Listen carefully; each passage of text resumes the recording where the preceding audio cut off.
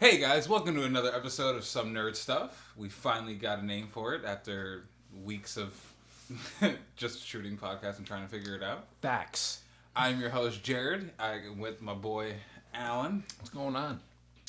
So, yeah, it's been a minute. It's been about like two weeks since we potted, but I think like 3 weeks. 3 weeks, yeah.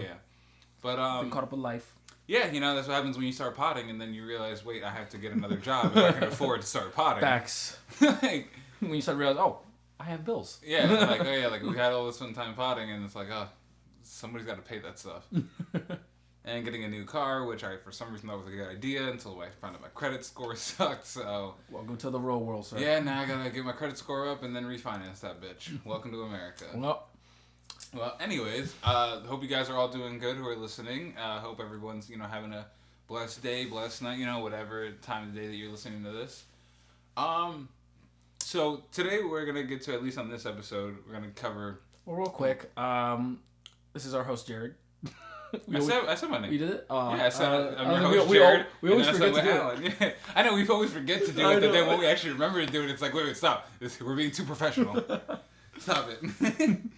But, well, first shout out, since this is going to be our movie episode, talking all movie news and stuff like that. Mm-hmm. First big shout out, at least when we're recording this, it is Henry Cavill's birthday. He is 38. Why there's not a second Superman movie with him in it already, it drives me nuts. But just any way we can just keep throwing it out there. Henry Cavill's awesome, and we need him to come back as Superman at least one more time. Facts. Happy birthday, happy Cinco de Mayo. And happy Cinco de Mayo. Yes, happy Cinco de Mayo, everybody. Mm-hmm. We are a day late in terms of Star Wars, so may the 4th be with you from yesterday. It's Revenge of the 5th. Today's I was about to say, today's Revenge of the 5th. So, now that we got all that corny nerd stuff out of the way, first thing we got to talk about since we've been gone is the whole finale of... I guess this episode we could basically put this as like an MCU Phase 4 because that's going to be a lot of the heavy topics today. Yep. So we're definitely starting at least with Falcon and the Winter Soldier. The finale, what did you think? I thought it was amazing. Honestly, I thought it was really good. I thought it was really well done. I love the dialogue. I see a lot of people are upset about it because they brought the whole, black thing into we have a black man in it. As kind of like, whoa, like fucking relax. Who cares? You know what I'm saying? I thought they did a well done job with it. Honestly, the show actually turned out way better than I thought it was going to be when it first came out. Honestly, and yeah, I think people need to realize that yes, Disney clearly has their biases, in the world and politically of who they align with, stuff like that. And so people could look at it as like, okay, they're going too far with like, supporting the idea that America's racist, that some people for some reason still don't believe, but whatever. It's facts. Yeah.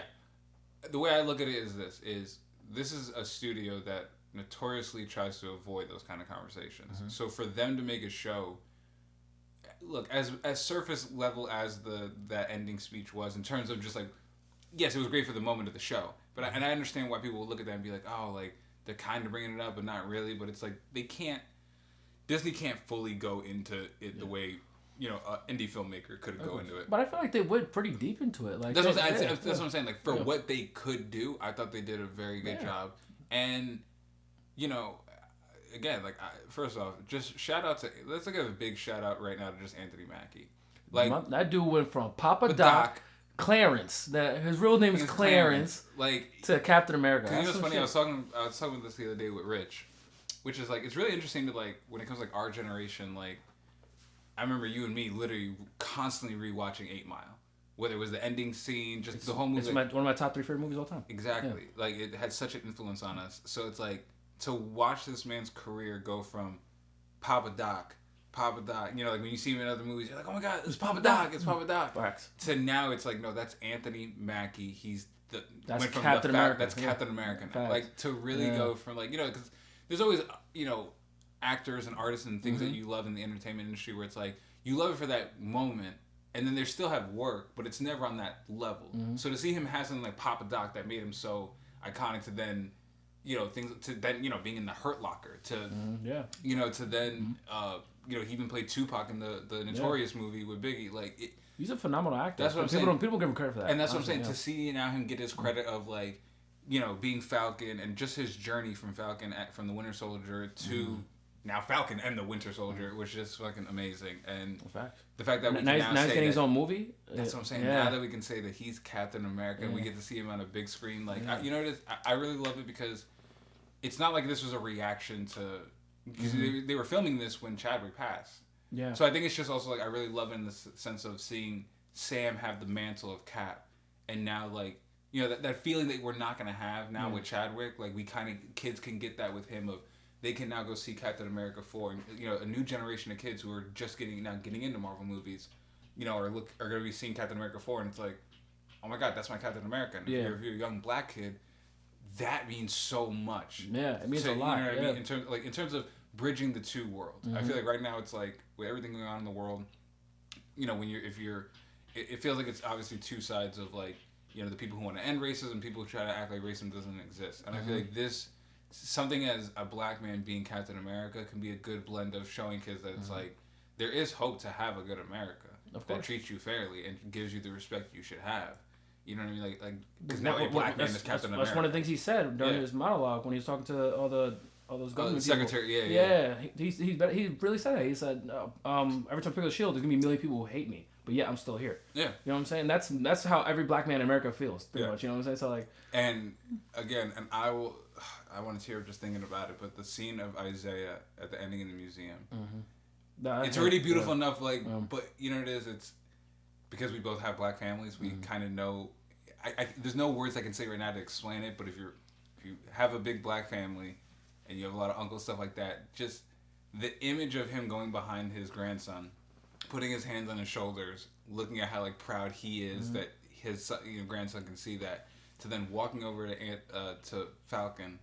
And, you know, just kind of giving Sam that first handshake and then pulling him in, like that hit hard. It hit so hard. Because I think in that moment his character also realized, maybe because the whole show he was like, oh, nothing can ever change. Yeah. But because again that old mentality of like think about it like with our grandparents. And I don't blame him for how he feels. Because again, think of somebody that can real life with our grandparents, people who marched, you know what I mean, to have our rights, and then today, you know, we still have black people being shot on the ground. So it's like. I could understand the older mentality of like, fuck it, this shit's never gonna change. Yeah. But why? I think Sam shows the biggest example of why we need to keep fighting. Exactly. Why you need to keep, because it's like, then everything they did is for nothing. And if we work hard enough, we can get a result that they can then look at and go, wow, you guys did what I didn't think could be done. So I thought it was just a beautiful message. Obviously, again, the whole storyline of Bucky going from the tortured soul, you know, from when, like, I never thought seeing Captain America 1 in theater when he falls off that train, I was never really prepared for the journey he was going to end up going on to where we are today. Like White Wolf, man. The White Wolf. Yeah. Honestly, he really, his character was really well done throughout the show and throughout obviously the MCU as well. Him trying to make amends and all that stuff, like all that stuff was beautiful because like. That's a difficult spot to be in, like, you know what I'm saying? And the way he had to play that role of like. He kind of has to play an uninteresting guy. You know what I mean? Where it's like Bucky's right. He went from one fight to the next for 90 years and then was put back on ice. He never had a personality. He never learned how to live what he wants. Yeah. Like he didn't even think of things that he wants. So I thought it was just so beautiful to see him like this journey of a guy that literally has to figure out who am I. Like, but like literally, like who am I? Like I've never been given that option, and that's so like because again, like to actually have free will. Yeah. When that was taken away from you for almost 100 years, like that's like some crazy shit. Like. And again, like it's not like Steve, you know, was taken out on ice, and he immediately joined the Avengers, but you know he did have his off time. Like we saw him meeting Sam. That's another thing. Like he had free will the entire time. It was never like he was forced to do anything. Everything he did throughout his whole thing in the MCU, like he wanted to do it. You know, to help people out and everything. Exactly. You know? So it's like just so interesting to see like him, like his development as a character. Facts. And then he literally got invited to the cookout. Literally got invited to the cookout. Like, yeah, no, he's the White Wolf, bro. Facts. Once you hang with Wakandans, facts. It's a wrap, bro. Yeah. When the one chick like took his arm off, he was like, oh, what the fuck? Like, you could do that? And even though, as much as I was saying, I hate him every episode, every week. I did, at least by the last 2 episodes, I grew to really appreciate the John Walker character. You see, his character, I felt like obviously there was times where I used to hate him too. He's like Joffrey. You're supposed to hate him. Yeah, but it's not. I hated him for who he was. I didn't hate him for what he did. Because I feel like what it did was you know, it's like somebody killed your best friend right in front of your eyes. I mean, if somebody killed you, I'm gonna kill that nigga too. Yeah, like, you know what I'm saying? Like, especially if I'm topped up on super soldier suit that I just got. That's a fact, bro. You know what I'm saying? So I get it. I obviously don't think he was the right one for the Shield to begin with either, but like. I get why he went through his journey, and you see through at the end of it. I don't know where his character's gonna lead after this. I know he's talks that chick from Seinfeld, but like, which also just quick awesomeness. We have Julia Dreyfus in the MCU now. Like we have Seinfeld. Like at this point, it's like a contract. Like all right, y'all either got to join an MCU or a DC property at this point. Everybody is gonna join something. So I'm excited to see what's gonna happen next to his character. See where he goes. I'm that's the other thing I like about the show. I love it so much because I'm excited to see where things go from here, but I'm also not like it's like the end of WandaVision where now it's like, all right, like I know WandaVision, I was like, all right, now I need to see Doctor Strange in the Multiverse of Madness. I need to see what happens next. But with these, it's like that was a perfect story. And when you guys are ready to tell me the next part of it, I'll be ready. Yeah, honestly, I'm also I hope they'll make a second season of it. Me too. I think this is a show that can do, you know what I mean? And yeah, when it comes to the John Walker character, I appreciated, you know, it's those first few weeks is I couldn't get past the fact of like my love, because for me, so Captain America is nowhere near my favorite Avenger when it comes to the comics. He's nowhere near my favorite Avenger. But in terms of the MCU and the way they portrayed him in the movies, he's my favorite character. Of course, yeah. And a lot of obviously has to do with Chris Evans' performance and everything. So I couldn't get past that. It's like, oh, you shouldn't be holding that shield. And I think once they took the shield back from him and then they just focused on John Walker's character as his character, like I started to appreciate him a little bit more, where it's like, yeah, we needed you in this story. You need that foil. Again, you're supposed to hate him. And I thought he did a great job. He did a fantastic job. And also, you're Kurt Russell's kid. I'm always going to obviously have certain love for you because you're Kurt Russell's kid. It's in your blood, bro. That's it. Like, it's literally in your blood to be that great of an actor. So that's what happened next for that. Yeah. 100%. So, Winter Soldier, Falcon Winter Soldier, what would you give it, you know, out of 10? Out of 10, the show? I'd give it a solid 8.5. I'd give it a 9 out of 10, actually. Okay. Yeah. Yeah, so, you know, we'll have to wait and see. The only thing I can say is that I wish they would have done more. If they maybe would have added like maybe 2 more episodes. Yeah. Or something like that. It's developed. Well, that's the thing. This was supposed to be longer. Yeah. Which is the other reason. This is actually the big reason why, unlike other people, I don't critique this one so hard. Because a lot of people I've been seeing being like, oh, like this storyline didn't add up and they had to cut this. And I was like, well, yeah, because of COVID. They were literally shooting in the midst of then COVID hit and then they had to figure it out. So they had to change certain locations. Like, so a lot of it was supposed to be shot in Puerto Rico that they couldn't do because then the earthquake. So it's like, there's a lot to this stuff that they obviously wanted to do and couldn't because of the situation of the world. So I'm always gonna give them that pass of for what you did make out of it. It was really well done. You know what I mean? Like it's any filmmaker's dream to have a mess like that and then still create a well loved product. And also, last thing, I don't know why we even said it, but his fucking costume is fucking amazing, bro. It looks so good. The white is just it just slaps, bro. Love it. Looks mad good. Love it. I have absolutely no complaints. The suit's exactly what I thought it was gonna be. It's Wakandan. It's the wings are made of vibranium. Fucking my favorite was when he blocks when they're shooting at him and he puts the shield up and the wings cover the rest of him, so like they couldn't like, you know what I mean, like I also love the dynamic of how they used mixing his flight with Cap's shield. Yeah. And I even love that when he was fighting the one dude, yeah. Well, here's what I even love. I even love that when it comes to I think the thing's Beatrox. I can't remember. He was one of the Captain. He was Cap's Winter Soldier. He fights in the beginning. He's played by an MMA fighter. Yeah. So my thing was like I even liked how like when they fought the second time, because you know the first time he fights Sam, he's beating the shit out of Sam. He beat the fuck out of him. Yeah.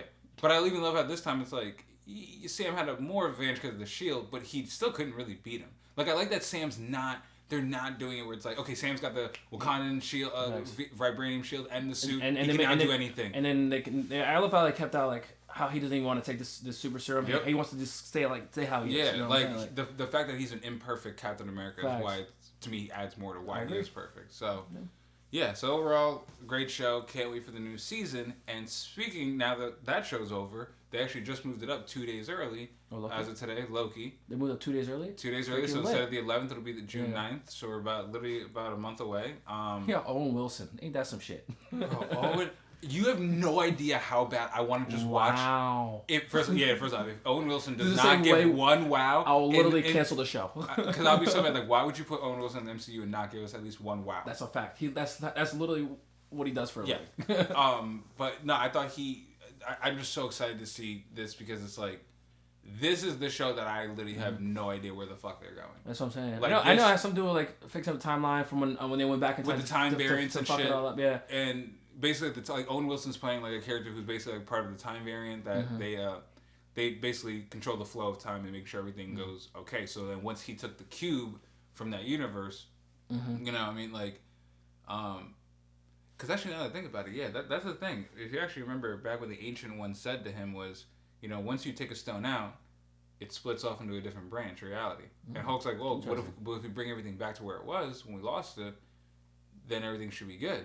And they did do that. But you got to remember, whatever the cube that Steve had for the for the space stone, for the Tesseract, they took from his dad. So Loki still left off with one in the other universe in New York. True, yeah. So it's like that's how he escaped in exactly. Yeah. So it's like the fact that we now have a whole branch of reality that's not broken. This essentially could potentially just you know, theorizing.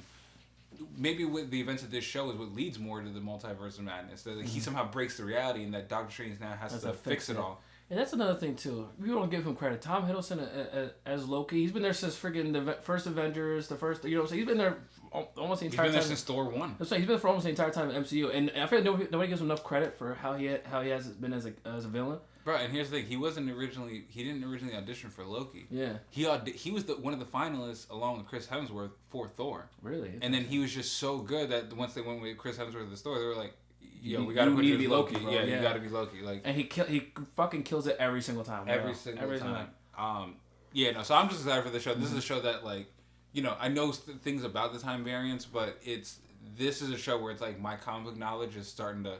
It's going out of my reach of what I know. So that gets me excited because it's like I get to walk into this and not... Exactly. Something new to you a little bit. Yeah. Because for me, like, you know, so anybody obviously out there who's listening, you know, my history when it comes to comic books is, you know, I've been reading them since I was 8, you know, and I've literally been obsessed and watching every animated show, movie, anything that's ever been released about a comic book, I'm there to see it.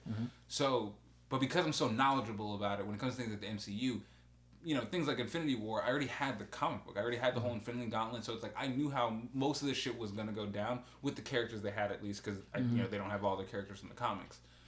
So it's nice for me for once to be able to watch something where it's like I'm not that familiar with this, and I can just enjoy it and experience something new. Facts. You know? Yeah. It's refreshing. Yeah, it's so refreshing. So I can't wait for Loki. And then, you know, we got, you know, so Marvel dropped a little teaser. Yeah, for all those for the movies, all the dates and everything. Too. Yeah. So, you know, well, you know, since last time we here, we should at least quickly, I guess, talk about the Shang Chi trailer. Facts. Yeah. You know, dude, a martial arts Marvel movie, you got me hooked. You got me hooked. I've actually been waiting for something like this for the longest time. Yeah.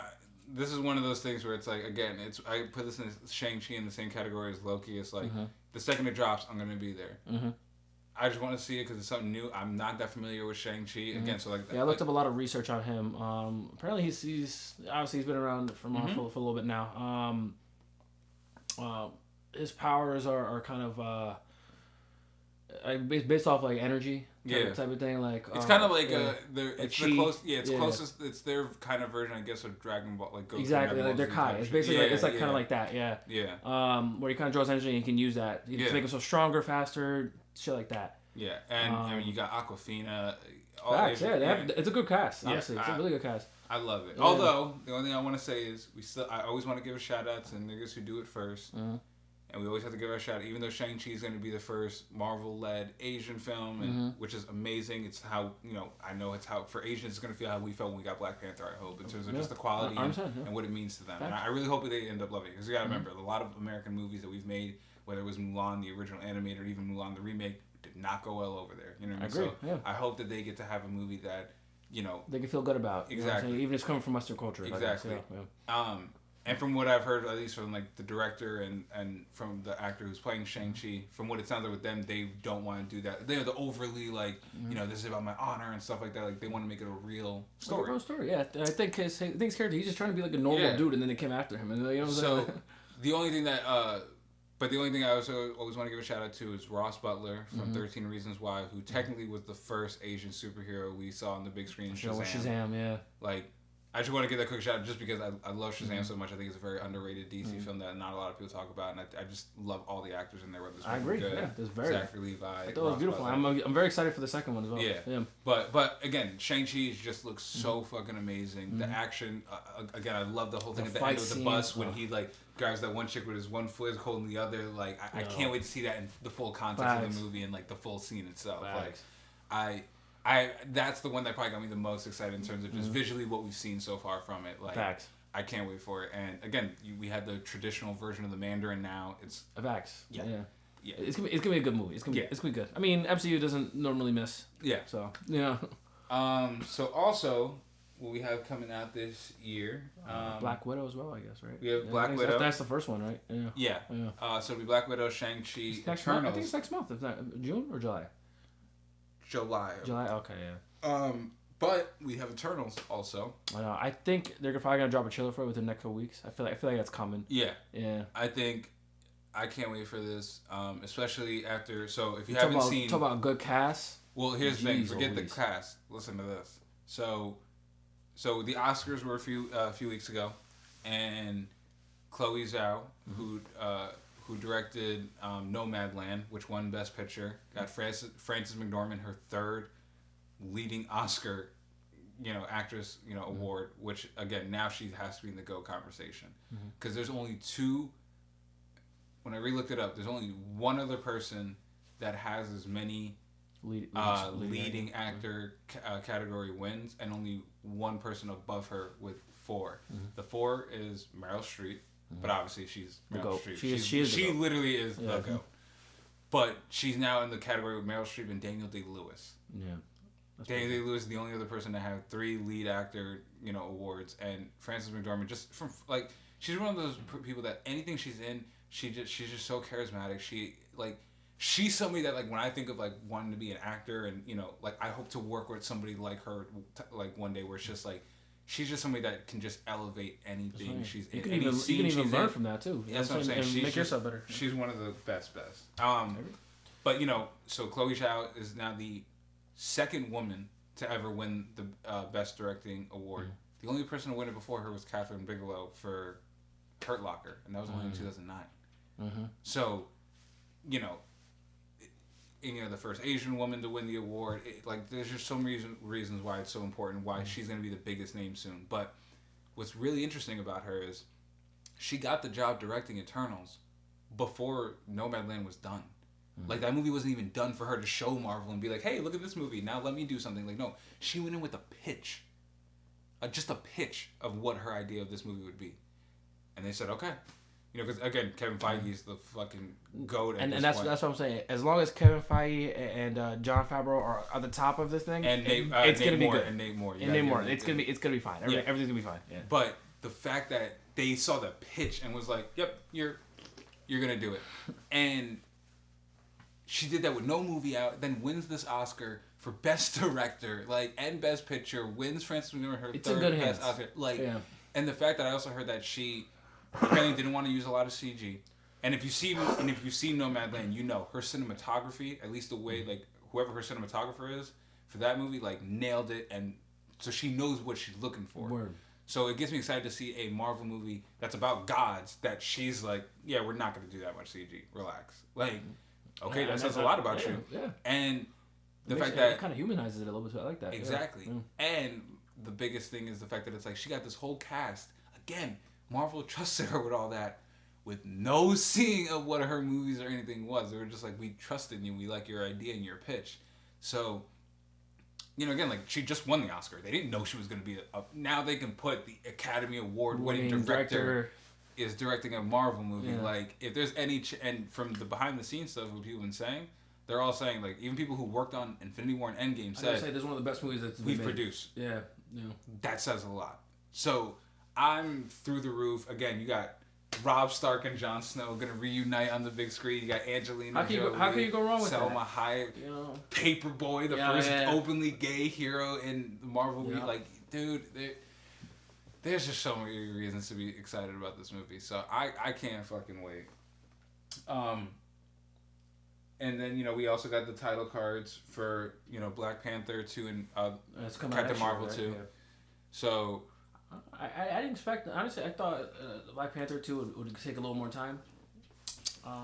Well, they technically did because it originally would have been shooting by now. Had Chadwick not passed, we would have probably been in the midst of getting ready to start filming it, and it still would have came out next year. They only just pushed it a few months so he could rewrite the stuff.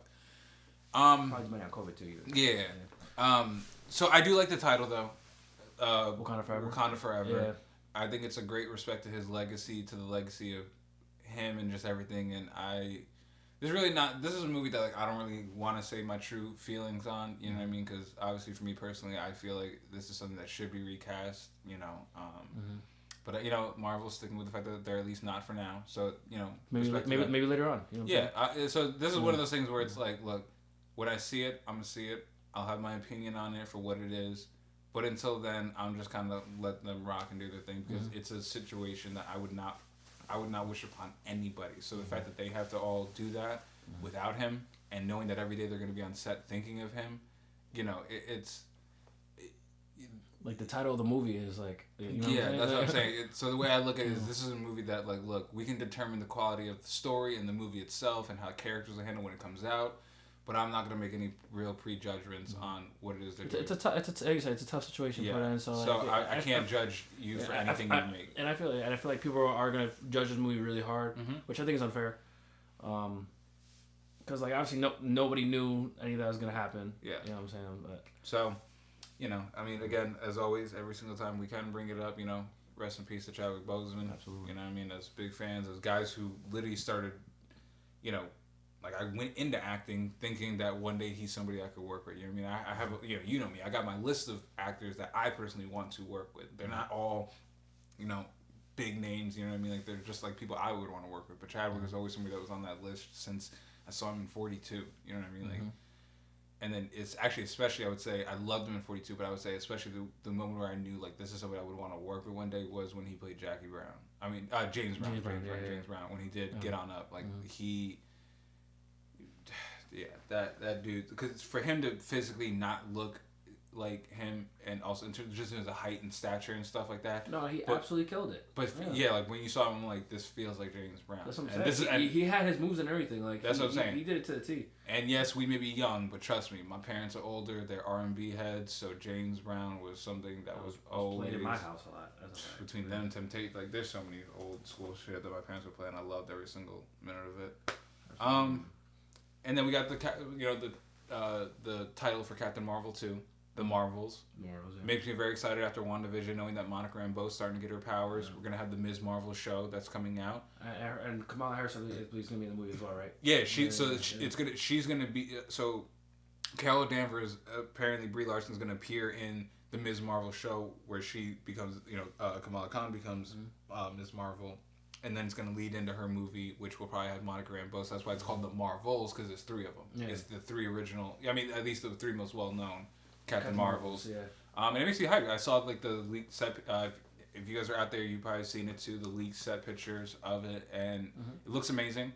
The suit looks exactly... if you played the video game that Marvel just released last year, the Avengers game, it's ripped right out of the game. It looks so great. So that's another one that's I wasn't the biggest fan of Captain Marvel one. Just the overall movie. I didn't think it was a bad movie. Me too. Yeah, I just didn't think it was anything crazy either. Yeah. But me too. Yeah. I'm excited for this one. And again, my biggest reason why I'm excited for it is because of WandaVision when, she brings up Carol and, Monica kind of has this kind of you can tell something's off there where it's she's not the biggest fan of Carol right now. And I'm really curious to see where their dynamic went wrong and why did it go wrong. Interesting, yeah. Absolutely, yeah. I love her. I loved her character. I'm excited to see more of her. Yeah. They killed it. So that's really it when it comes to the Marvel stuff. Oh, well, last Marvel thing I guess I should bring up is the Spider-Verse 2. Yeah. They finally announced their 3 directors. Let me just quickly pull it up here. Spider-Man 2. We didn't talk about Spider-Man too much. Far From Home. Well, No Way Home. Well, No Way Home, sorry. It's just because there's not a lot really that they released. I mean, the most recent thing that came out was Andrew Garfield said he's definitely not in it, but again, it could be Cap. We don't really know. So in terms of the new 3 directors for Into the Spider-Verse, we have Justin K. Thompson, who worked on the first one. He's also done animation work for Cloudy with a Chance of Meatballs. Mm-hmm. So he's a guy who's like he's familiar with this. Yeah. Now here's the two that really get me excited. So we have Kemp Powers, who was the writer for both Soul and One Night in Miami, the Regina King movie that she just directed for Amazon Prime. So that gets me really excited because he's now has two well received black stories. So just to have that perspective for Miles is just going to be great. Yeah. Now I just want to make sure I say his name right, but I think it's Joaquin Dos Santos. This guy, this is where I get excited. His filmography, when it comes to animation, is out of this world. He worked on 20 episodes of Justice League Unlimited. Mm-hmm. He worked on 8 episodes of Avatar: The Last Bender.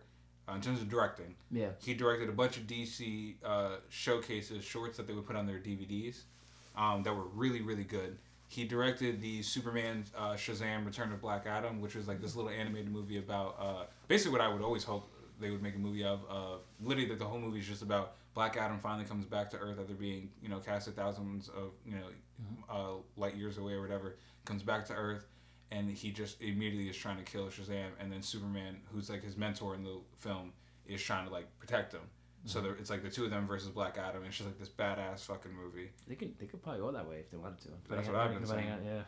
But he also and he produced almost all the episodes. Yeah, he produced all the episodes of The Legend of Korra, and even directed a few episodes.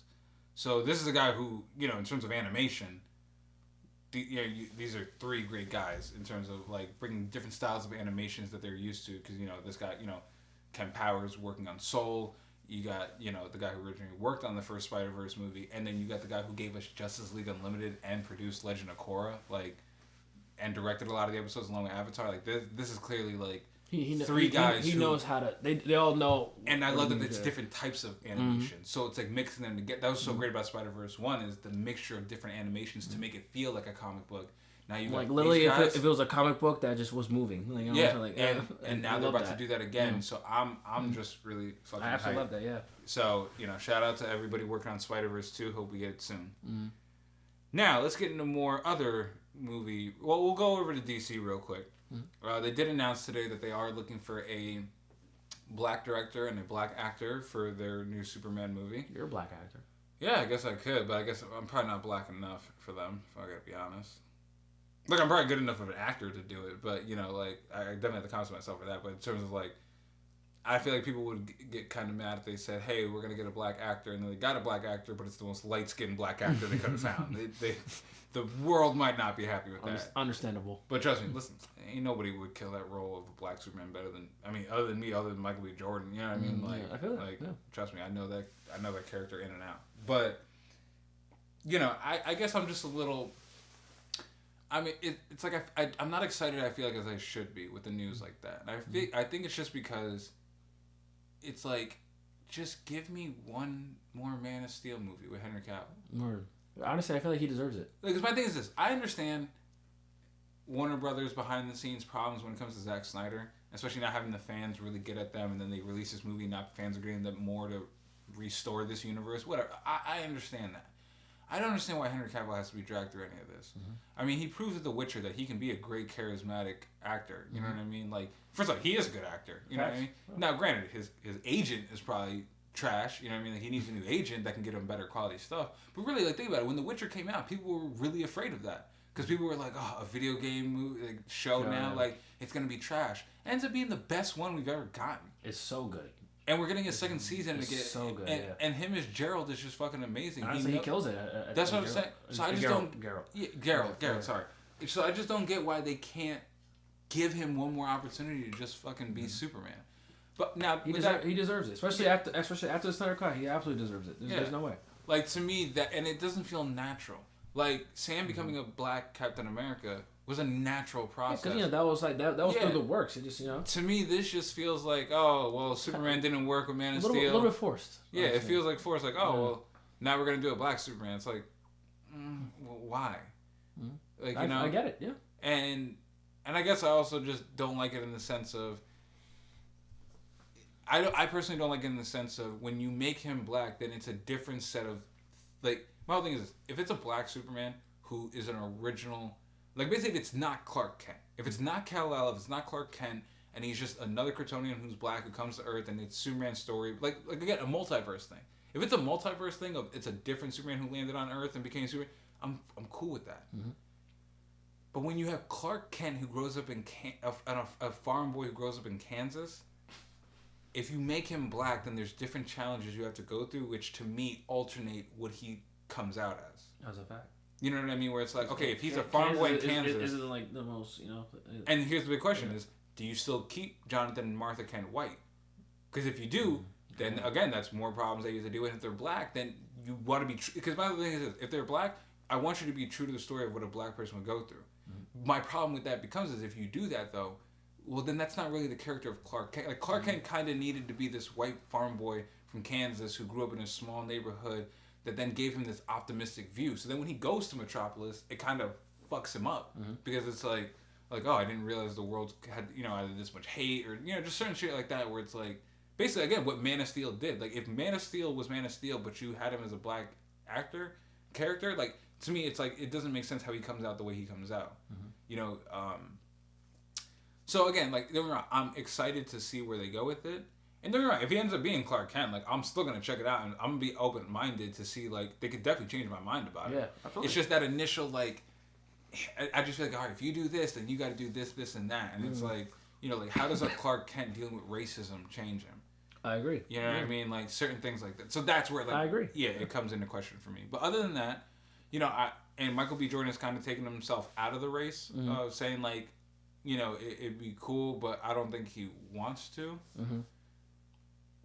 So I don't know. I feel weird about it because it's like on one hand, it's like if he does take it on, I'll be very excited. But also if he doesn't, I still respect it. Of course, yeah. So, we'll have to wait and see. And it's also being produced by J.J. Abrams, who, love him or hate him, he's good at least always the first one of reviving a franchise. Yeah, fact. He's the king of reviving franchises. So if anybody can revive Superman, it could be him. I agree. So I actually think it's all going to come down to whoever they cast. Well, whoever they choose to direct. I think that's going to say a lot for me of where I go because, there were some names that they said that they allegedly met with to discuss it. Amongst those being guys like, Barry Jenkins, Ryan Coogler, but they might be tied up because he's doing Black Panther 2 and Barry Jenkins is doing The Lion King 2. But one of the names I saw in there that, again, we don't know if any of this stuff is true at all. But if it is, one of the names on there was Regina King. And to me... From Boondocks? Lit. Who just directed One Night in Miami on Amazon Prime. Yeah, I've been in love with Regina King since Friday, bro. Mm-hmm. Like, growing up since Friday, to then the Boondocks, then whether it was Southland, Watchmen, like anything she's ever done, I've loved her in it. That'd be a great choice. Honestly. Yeah, and so for me, it's like if you're gonna have any director come in and tell a Black Superman story, don't get me wrong, there's a lot of other contenders out there that would do a great job, but I want Regina King. Mm-hmm. Like I want Regina, and I'm trying to put this out in the earth. Like when they were casting for Amanda Waller, and I said, "Oh, Brent, Octavia Spencer would be great, but it has to be Viola Davis." And then she killed it. I don't think anybody who played that character ever better than Viola Davis. No, because actually, I could go into a whole side study of why that shit's important. The facts. But so again, we'll have to see it. So the last little bit of on our notes, because I know we're getting close to an hour here. Are we? Yeah, we're getting close to an hour. All right. About 40 minutes. Yeah. All right, it's not bad. All right, so let's we'll wrap this up. First, let's talk about, I want to review one more show and 2 movies. Well, one show you haven't seen yet, but so I'm going to keep it spoiler-free if you haven't finished Invincible. Thanks. But if you're out there and you've seen Invincible, dude, you got to watch the show. I know. I've already saw like one spoiler from it. There's been mad memes about it. It's just a show that just... Yeah, I'm definitely watching it. It's one of those shows that it's not anything particularly new with the genre, but it's like The Walking Dead. Mm-hmm. Actually, surprisingly, both made by Robert Kirkman, who also made Invincible and did The Walking Dead. So I guess there is that similarity of it. But it's like The Walking Dead where it's not entirely original of like the setup. Yeah, there's been a lot of zombies. But the execution is so fucking good that you're just in awe of it. Mm-hmm. Like first off, the voice cast is amazing. J.K. Simmons is the man. J.K. Simmons can do no wrong in my book. That's a fact. And again, I want Spider-Man. But Glenn from The Walking Dead, Stephen Yeun, Academy Award nominated Stephen Yeun, plays the main character, and it's just such a great show. Yes, it can definitely be. If you're not a fan of violence, I highly recommend don't check it out. It's a very, very rated R. Type show. Yeah. It earns the R rating. But if you can get over that stuff, it's such a great show. The voice cast is really what nails it. Like they are all amazing. It's produced by Seth Rogen as well, right? Yep, who does a little cameo as like one of the characters and does a great job. It's just such a great show. I highly recommend it. And also, if you're a big fan of The Walking Dead, this is also why I love Stephen Yeun. He got a lot of The Walking Dead actors to do at least like the first few episodes, and some of them come in and out throughout the show. And some of them play multiple characters. So it's like, I just respect him for that. It's like, all right, I'm gonna leave The Walking Dead. I'm gonna go do over here, but hey, I'm gonna get my guys some more work. That's what made him famous. You know what I'm saying? That's awesome. So definitely check out Invincible. We'll have a big spoiler one once Alan is finally caught up and seen it. But they did get renewed for seasons 2 and 3. Oh, good. So we got a lot of that coming. Also, the second trailer for Rick and Morty season 5 came out. Looks amazing. I cannot wait. I think it's next month, right, June? Yes, and it doesn't even register, bro. I know. Because of how long I'm used to waiting between seasons for Rick and Morty. It feels so weird that a year ago. They barely released trailers to begin with. Now they give us 2. That's what I'm saying. And like not even trailers, but usually the teasers will be like a little tease and then like coming soon or some shit. But they dropped the first trailer. It was like, hey, June 20th, we come back. Like, Facts. What the fuck? Yeah. I can't wait. Like, real shit. Yeah, facts. It feels so weird just not having to wait that. Like, to think a year ago right now, you and me and it was were good quarantining watching it. And it was good that we also got so opposites in the meantime, like the new season that a couple months ago. So it's like... Yeah. Just Justin Roiland, Dan Harmon, you guys are so hilarious. Y'all doing it right. So the last 2 movies that I guess we should quickly review. Alright, so we're Mortal Kombat. Mortal Kombat. I have a lot of love and hate with this movie. I concur. Yeah. Again, I think anybody who's listening to this, especially at this point, if you've seen Mortal Kombat, you've seen other reviews of Mortal Kombat, there's really going to be nothing new we say here from what anybody else has said. But, I guess my main thing I could say is just I do want to see a second one. I do want to see where this goes. I want to actually see the tournament itself. Facts. Like, it was called Mortal Kombat. It was not a single Mortal Kombat. That wasn't even. And my only thing is, I feel like they focus too hard on the fatality aspect and not all the fights before. So I don't think you haven't seen the raid, right? The what? The raid? No, I haven't seen it. No. But you've seen like clips and stuff. They're showing you like the kitchen fight scene with the guy. Yeah.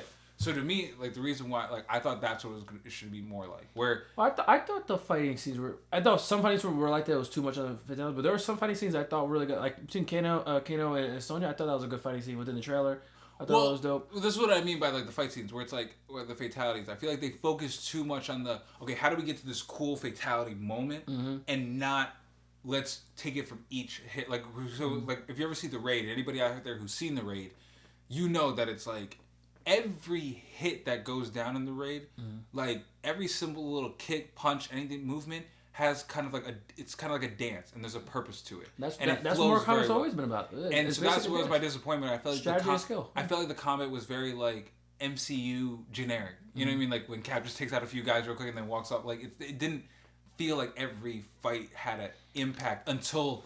Then he throws his hat and then cuts that bitch in half. Like that was dope, yeah. No, the fatalities were all great. They were dope. Yeah, I just didn't like how they got there. I feel like you could have done a better way. I thought the only one that got there where it felt good was Jackson's. Oh yeah. Because his felt most of his character. Well, also because they actually gave them a Mortal Kombat background. Like they actually gave the drop out of the background. They set it up where they're like literally across each other. It looked like the video game. Like, and that's another thing too that got me tight.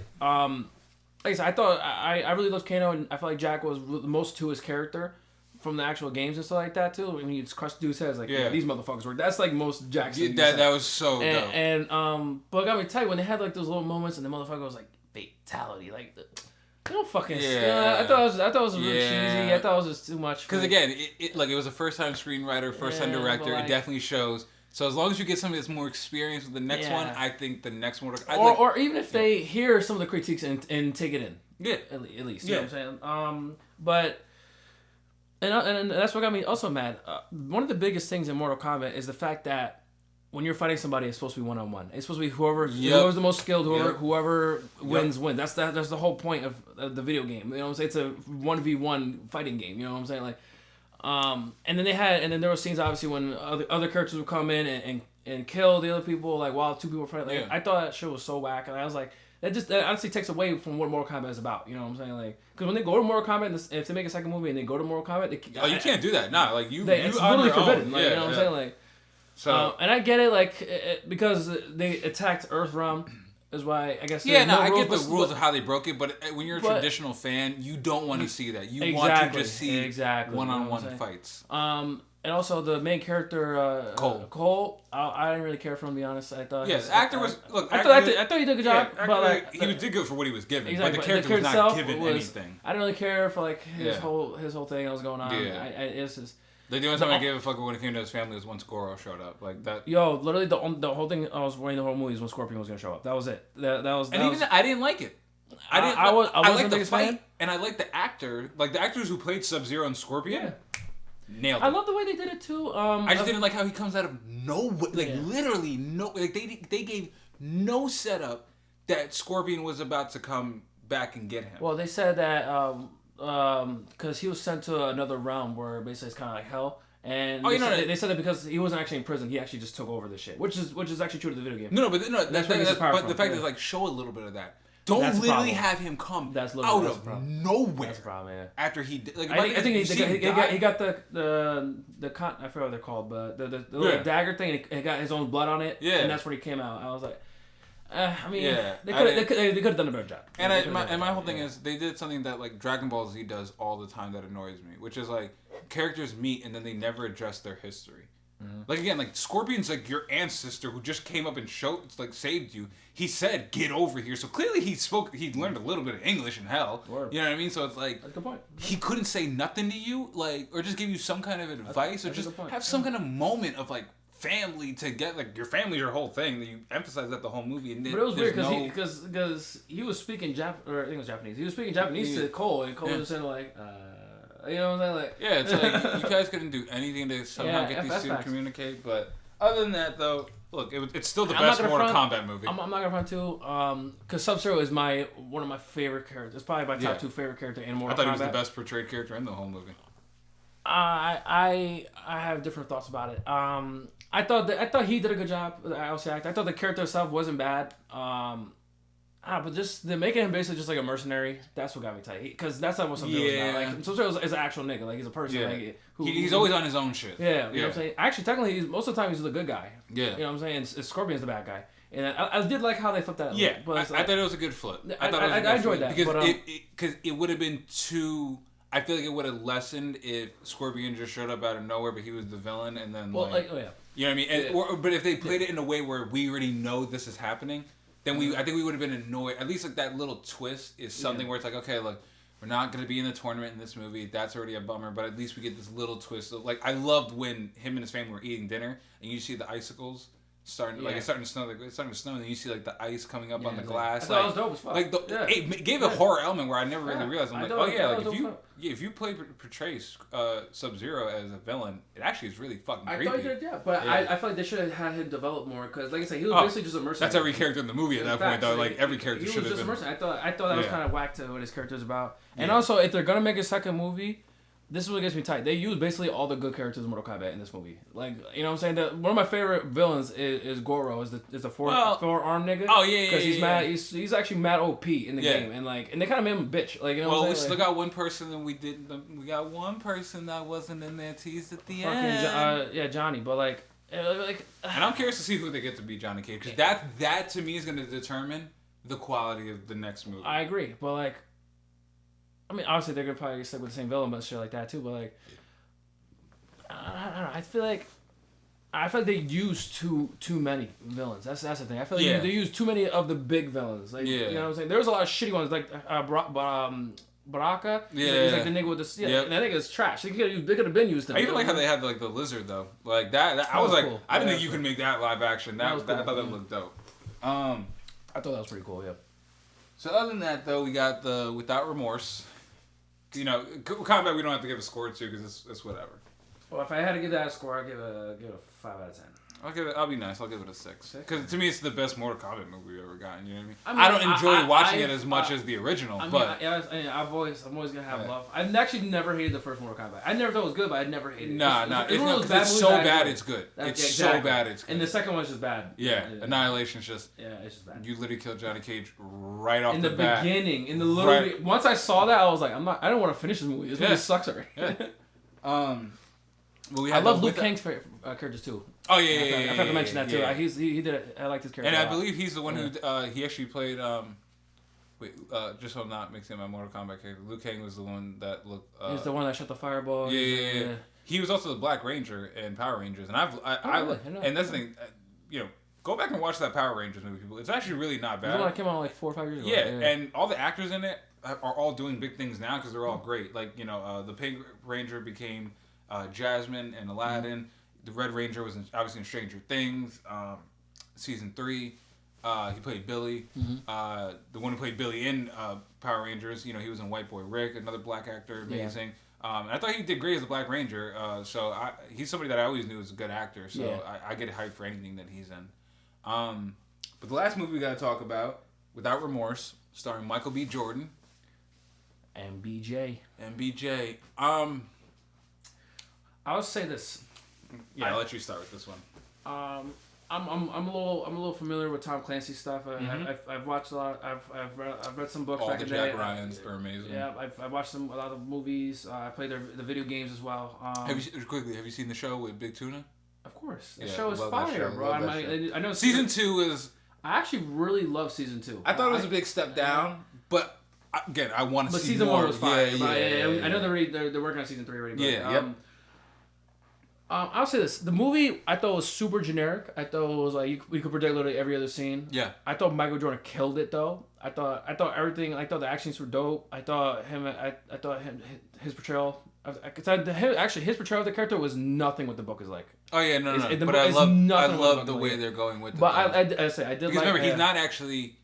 Because I believe in the Jack Ryans, he's because what's his name? It's John, right?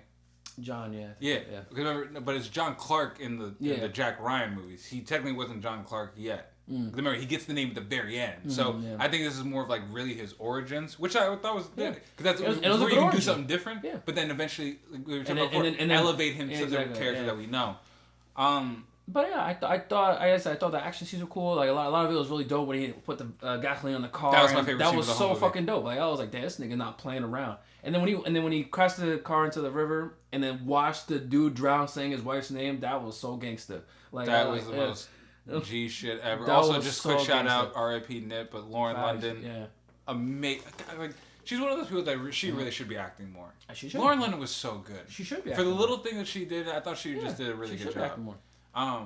But yeah, I thought the movie was a little generic. Yeah, I agree with you. I think my only issues with the movie was the trailer made it seem like it was nothing but a big revenge path, and so like his motivation is revenge, but it's not really a revenge path. Like again, like he's throwing the gasoline and doing all that shit. That was the revenge path. But then he gets locked up immediately, and then it's like he's working with the government to get his revenge, which is just not, at least to me, what the trailers were setting up. Yeah. So I was a little disappointed with that. But other than that, again, Michael B. Jordan for me now at this point, he's in for me, my personal ranking, he's in the Christian Bale's category now. Even no matter the quality of the movie, this motherfucker can't give a bad performance. I agree. Like Christian, like he's in that category of Christian Bale, where just like, regardless of the quality of the movie, these motherfuckers can't give a bad performance. I feel like at this point, I agree. Michael B. Jordan is just, again, my favorite performance still by him, and it's probably gonna be this for a long time, is still Eric Killmonger, but again, like I love his portrayal in this movie. I want to see, like, it gets me excited to think like, if we go down this road, how much farther we go down. Like I would love to see like a team up of like, John Krasinski and Michael B. Jordan and like a Jack Ryan. That's all. I really hope in the season 3 of Jack Ryan, like he makes it, maybe just one episode, just have something. You know what I'm saying? Like, oh, we need help. Do something. Let's get this nigga real quick. Like just the thought of the two of them. Like also just because John Krasinski to me is somebody who's doesn't get enough acting work. Like I feel like people don't really give him the credit. Like I think he's very charismatic. I think Jack Ryan proved that it's like he can do more than just Jim. I wouldn't even say that. I would say Quiet Place is where it really proved for me. Like, and he barely said shit in that movie. That shows to me, that movie shows more the quality of directing and acting that he can do. But when it comes to just like getting him out of the gym role, like something like Jack Ryan just shows that's like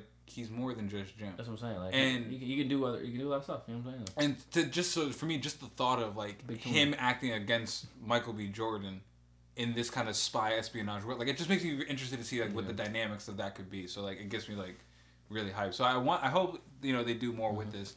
The only thing, my only big criticism about the movie is this: Hollywood, stop casting the motherfuckers we expect to be the bad guy as the bad guy. The second I saw Guy Pearce, I was like, oh. Guy Pearce. I was like, I already. Christoph Waltz. If I see him, he's definitely the bad guy. Yeah, like, stop doing it. Like the second Guy Pearce came in, and then he's being all nice to him and trying to help him out, I was like, oh, that's the twist. He's the bad guy. Word. And so when it happened, I was like, okay. That's what I'm saying. You could predict every part of the movie. Yeah. That was my problem, yeah. But I also did like it also as a reunion between him and Jamie Bell, who did play the Thing when they did Fantastic Four. Like, I thought that was also just awesome that it's like, all right, you and your boy also get to work together again, too, and it's something that's a much better quality. You know, like, so... And Jamie Bell, I've been a fan of since King Kong. Yeah. Like as a kid, I always just thought he was a very good actor. I even liked his portrayal of the Thing in the Fantastic Four movie. I agree. Like I actually don't get me wrong, I hate that movie, but I love all the actors, and I think I get why you casted every single one of them as who they were. I agree. I never thought the casting was bad. The movie itself was just absolutely garbage fire. Like, you know what I'm saying? Yeah, but like, there was definitely that. But other than that, I would give that a solid like 7.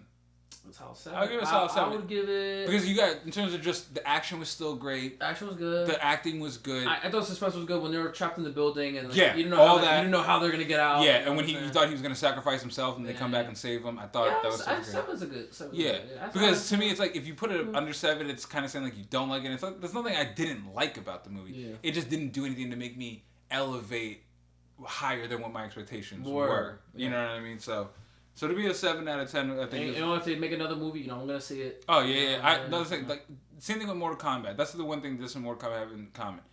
It didn't make me crazy about them, but I want to see more. Because it can go in a very good direction. You know what I'm saying? Yeah. But like this, whatever second movie either are gonna do, it's gonna make or break whatever their franchise.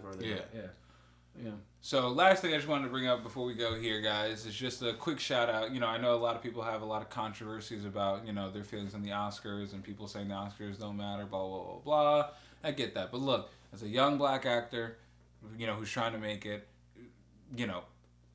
Oscar is still something that means something to a lot of us. I feel the same way about the Grammys. Yeah, it's like, don't get me wrong, it should be done better, and I think we're slowly getting to that. At least with the Oscar, I think we're making way more strides than the Grammys. Like we're making way more strides. Not even close. Yeah, but because people always make it seem like it's like terrible, nobody should give a shit. But no, like that award does mean something. And look, people are unhappy because you're the same thing with me with the Grammys. It's like, obviously there's flaws with it, but we grew up like feeling like that's like the highest honor kind of thing. You know what I'm saying? Like we work what we do, because someday we want to get an Oscar or a Grammy. You know what I'm saying? Like, and even though it's been tarnished, or that light has been tarnished throughout the years because of all the shit that we've seen, it's still never gonna take away from what that made me feel. What even drives me to do what I do. Yeah. So for me, I just want to, we're gonna ignore the controversy stuff. I know people are upset that Chadwick didn't win, but at the end of the day, look, Anthony Hopkins is one of the icons. He's Hannibal Lecter. Yeah. And to think that he only had 1 Academy Award on his mantle and now has 2 makes me happy. Yeah. He's 83. He's the oldest one to win it. And if you haven't seen The Father, and this is my thing, if you're somebody out there who sees things at the Oscars and goes, they never get it right, I promise you they do. Because it's voted on, it's a way different setup than the Grammys. It's over 8,000 critics whose jobs are literally to do nothing but watch movies.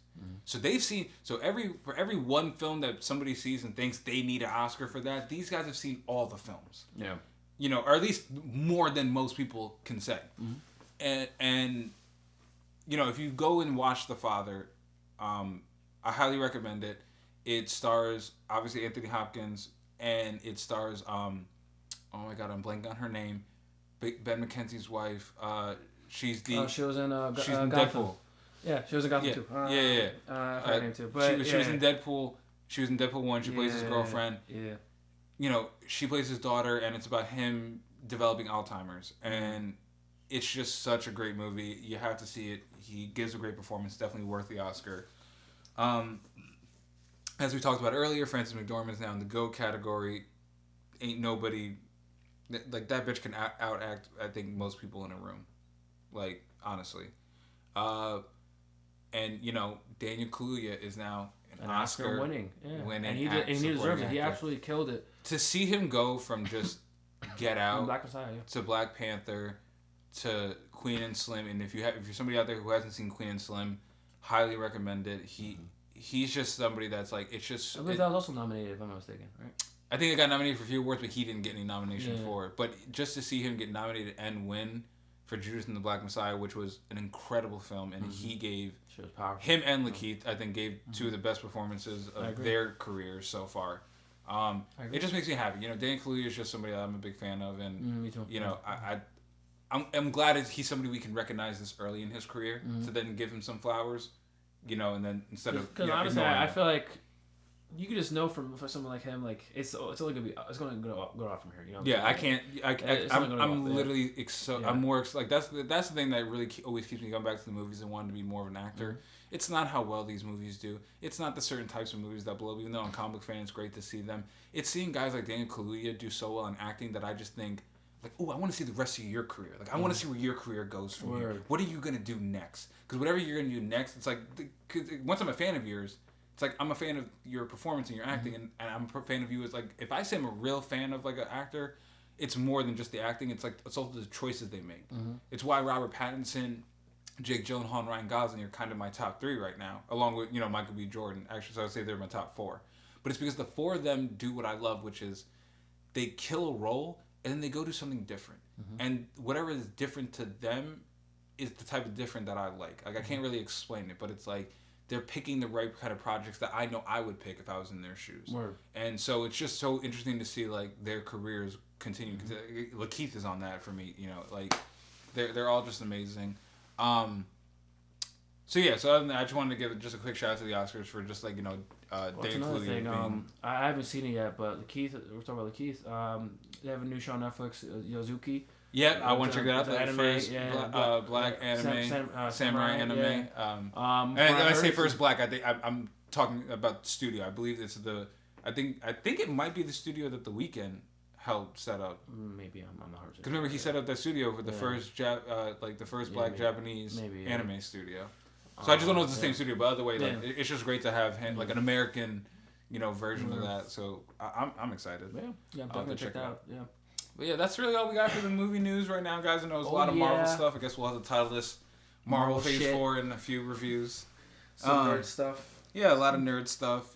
Sorry if we bored you guys with how long it was. It's just we've been. That's why you're here, right? Yeah. To hear us talk. Yeah, if you guys made it this far, we really appreciate it. You guys are the fucking best. Because fuck yeah. Yeah, honestly, because it's like, even though we're not getting a lot of views, like if we were doing this and getting nothing, it'd just kind of be meaningless. But even getting like 5 people to watch it, just you 5 people that's out there, we love you. Yeah, no, I really appreciate it, and I appreciate anybody who listens. So if you guys would love to help support us, just give it a little like button, hit subscribe.